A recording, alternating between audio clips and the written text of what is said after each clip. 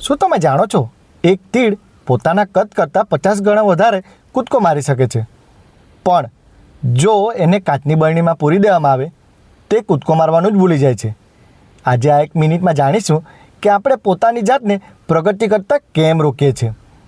એક વૈજ્ઞાનિકે થોડા તીડને કાચની બરણીમાં પૂર્યા અને ઉપરથી ઢાંકણું બંધ કરી દીધું.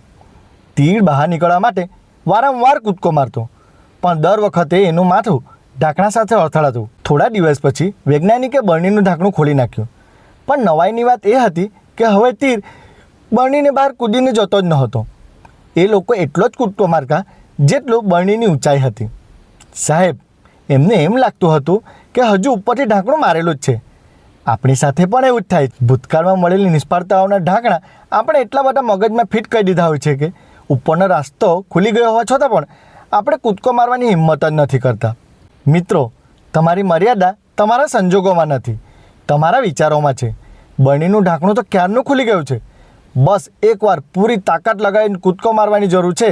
જો તમે પણ તમારા મગજનું ઢાંકણ તોડવા માટે તૈયાર હો ને તો કોમેન્ટમાં ઓપન માઇન્ડ લખજો.